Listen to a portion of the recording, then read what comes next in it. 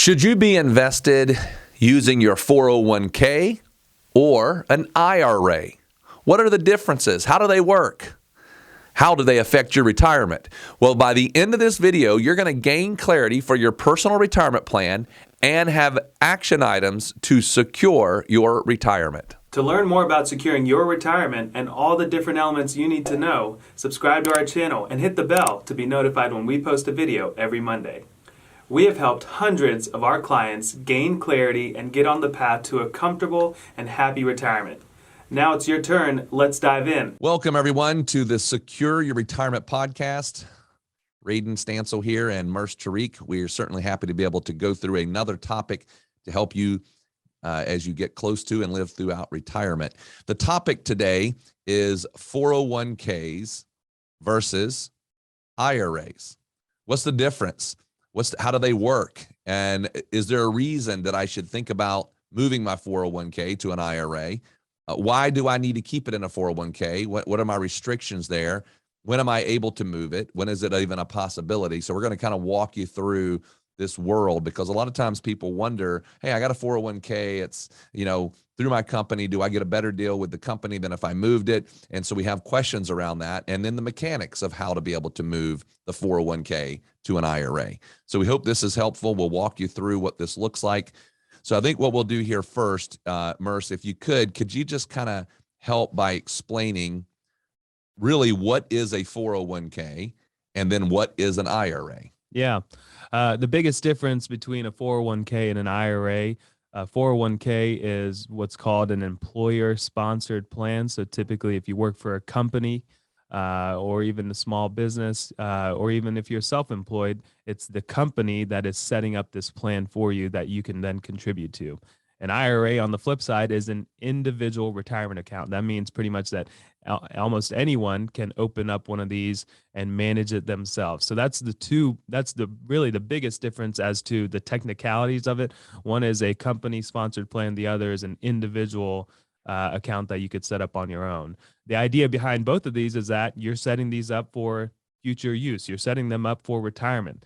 It's wise. The government wants you. They have put in specific tax benefits to using 401ks because they want to encourage you as well to start planning for your own retirement. Same with IRAs.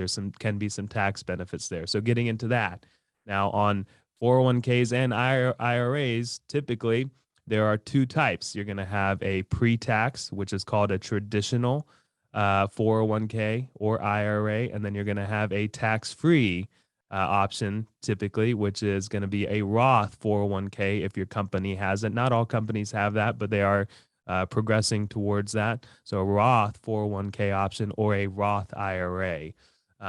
The big difference between pre-tax and tax-free in both cases is that you're basically putting in dollars that you either have not paid tax on yet, which is going to be your traditional, your pre-tax, and then you get a tax benefit. So you don't pay taxes on those dollars immediately, but it's growing tax deferred now. And at some point, when you're taking withdrawals in these traditional pre-tax assets in the future, you're going to have to pay taxes on that money. Whereas the Roth options, both 401k and IRA, you pay the taxes on the money and then you put it into these accounts. And now the major benefit here, you've already paid the taxes on it, and now they get to go tax-free. And the power here is that, let's say you start investing, when you're getting your first job in your early 20s and you're doing tax-free investments, they have a ton of time to grow tax-free. And then those withdrawals are tax-free, unlike in the pre-tax or the traditional scenario. So lots to think about when it comes to which one should I be using, and how, and which one is going to be the better scenario for me. We're not really getting into all that today. It's really what's the major difference. So those are the taxable differences. But ultimately, these are vehicles that are designed to help you plan for retirement and to put money away. The other major difference is that on the funding side, 401ks typically are going to allow you to put in much more money, to fund them a little bit heavier than a IRA. So right now, the IRA roughly Depending on your age, you can put in somewhere between $6,000 to $7,000 a year. On the 401k side, you can put up, depending on your situation, there's really two components to it. One is a salary deferral as an employee. So let's say you work for a company and you want to, say, max out your 401k contributions. You can put up, I believe the number is right around 19,500 in a calendar year, whereas the IRA is 6,000 or 7,000. So a huge benefit here where you can really maximize putting dollars into these retirement buckets. The other part of a 401k is that there could be an employer contribution. So employee is your salary deferral. That's what you're putting in. Then there on top of that could be an employer that's also putting money in on your behalf. Some of you may think of this as an employer match that you get, or an employer contribution. And so that number can take you up, and it could be a possibility where when you take the employee and the employer put it together, you could have put in $50,000 or more into these accounts in a given year. So there's a lot of power in how a 401k can be funded. So I know I threw a lot out there, a couple of different things: tax statuses, contributions, employer versus individual. So those are the main big things. And I think another one is how you can now invest and grow the money. So you want to talk about that, Radon? Yeah, and a little bit about I want to talk about the rules as well, as far as, what are the guidelines.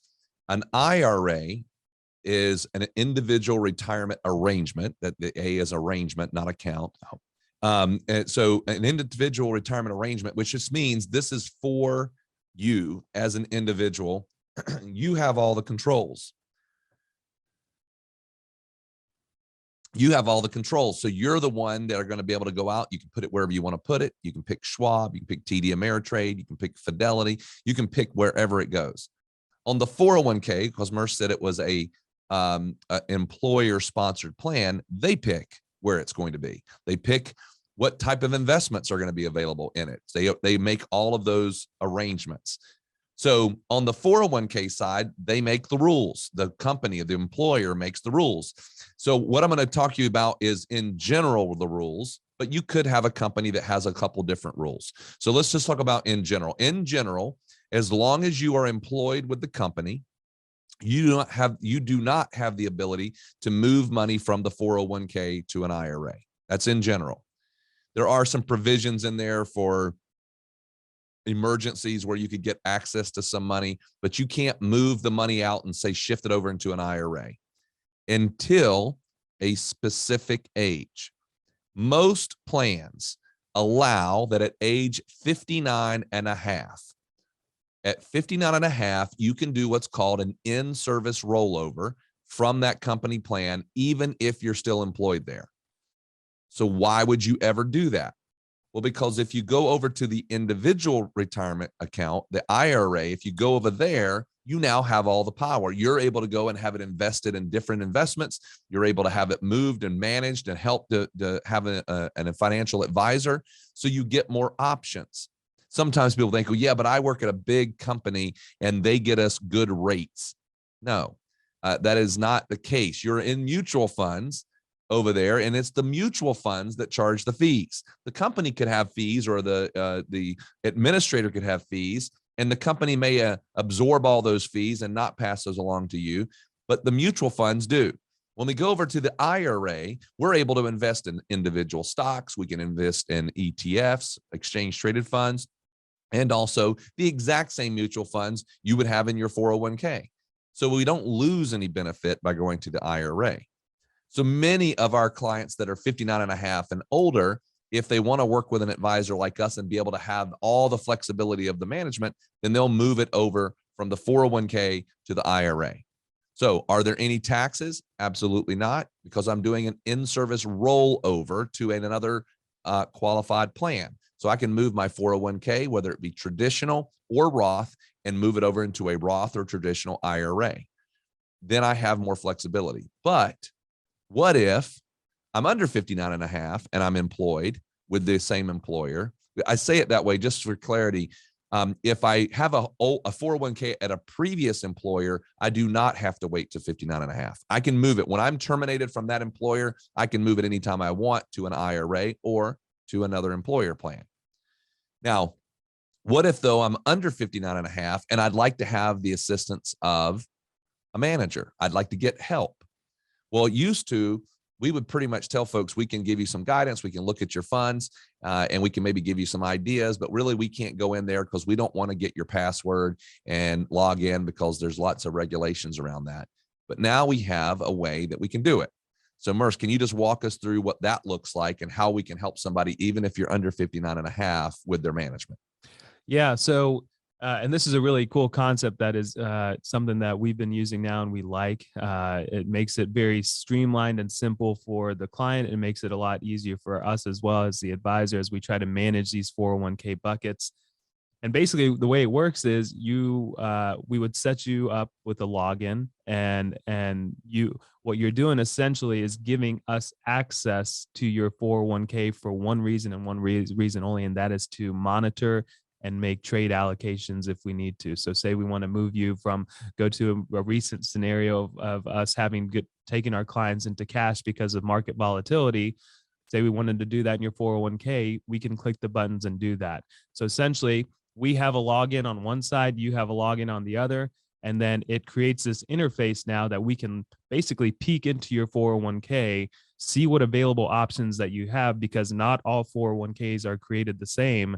It's all about how the employer sets it up, like Graydon was saying. So we want to be able to see every single person's individual options and then make decisions based off of that. So it's basically an overlay of your 401k. We're not going in, we're not able to change anything as far as your contribution percentages, as far as your account addresses or anything like that. We don't want to have that power. What we do want to have the power of is to actually make trades on your behalf. So it's basically a simple little overlay with the power of some really cool technology that lets us look in, make trades, and then those trades get sent directly to your custodian like you would if you were doing it yourself.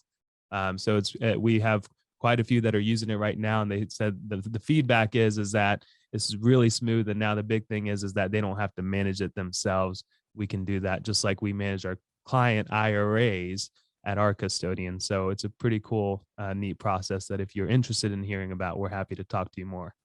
I wanted to speak I want to go back and just talk about the in-service part as well. One more little point on that. Sometimes people, they're working at a company where they're able to make those contributions. They want to make those contributions and they're actually getting an employer match on top of that. I just want to be clear that if you do an in-service rollover, your 401k is still open.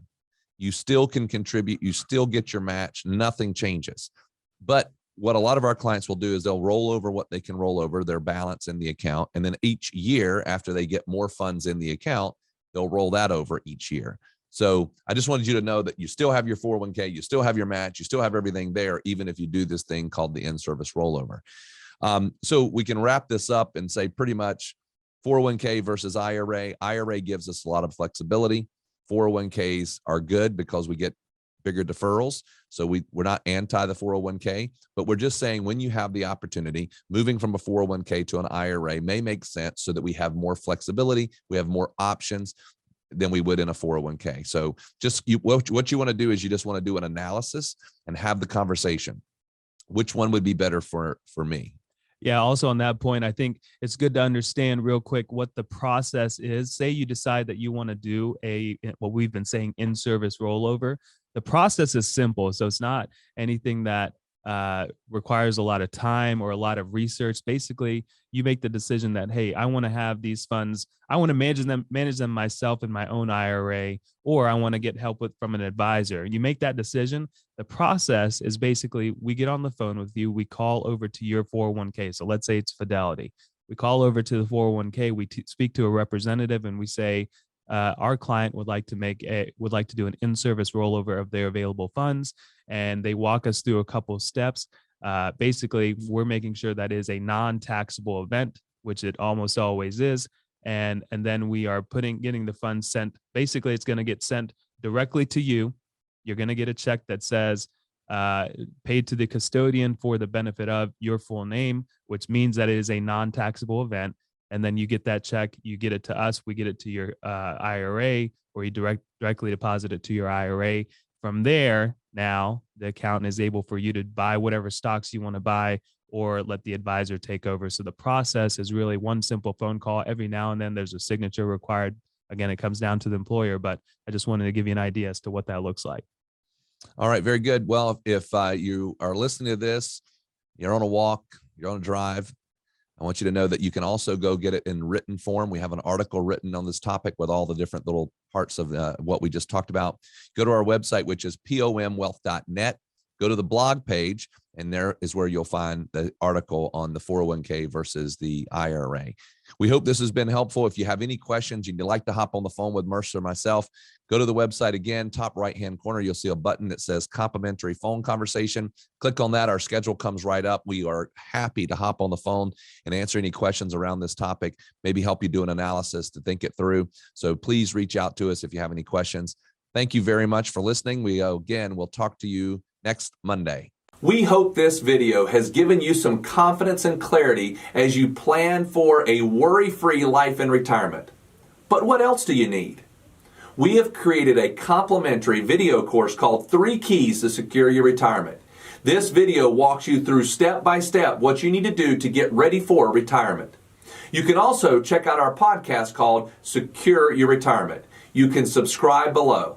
For more retirement tips, watch this video. Create your retirement income plan. Also, click here to subscribe to our podcast, Secure Your Retirement.